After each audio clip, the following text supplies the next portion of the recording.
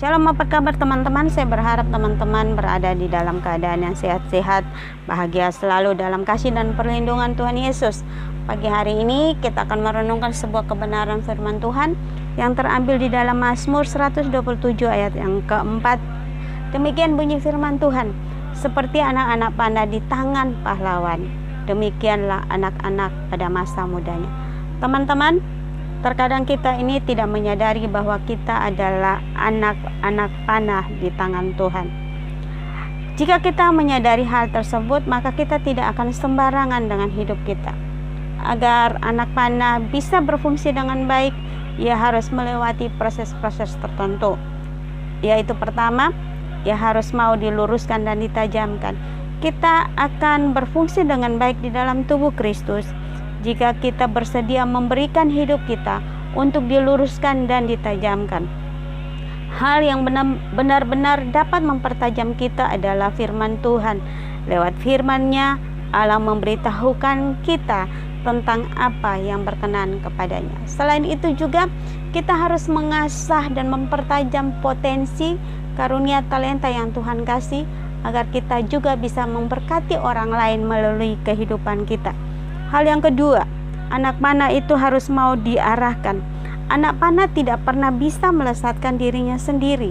Ia harus dilepas oleh sebuah tangan, yaitu tangan Tuhan Yesus Kristus. Seringkali kita ini tidak sampai pada tujuan atau sasaran yang Tuhan tetapkan bagi kita. Karena apa? Karena kita mengikuti kemauan kita sendiri dan bukan maunya Tuhan. Karena itu, kita perlu merendahkan hati kita dan membiarkan dan memberikan hidup kita untuk Tuhan tuntun dan mengarahkan hidup kita agar kita bisa berfungsi dengan baik di dalam tubuh Kristus. Hal yang ketiga, harus diseimbangkan. Kehidupan jasmani dan rohani kita harus berjalan seimbang. Kita tidak mungkin melayani terus di gereja tanpa melayani keluarga kita. Kita juga tidak mungkin melayani terus tanpa beristirahat dan berdoa.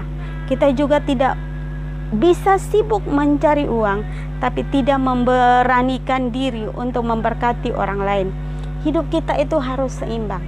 Tapi teman-teman harus ingat, ketika kita sudah siap untuk dilesatkan, Tuhan membawa kita dan Tuhan mengizinkan kita masuk di dalam sebuah masa di mana kita merasa jauh, mundur, gagal, dan merasa seorang diri, doa belum terjawab, keinginan belum terpenuhi, beban dan persoalan seakan tidak pernah habisnya, maka janganlah menyerah.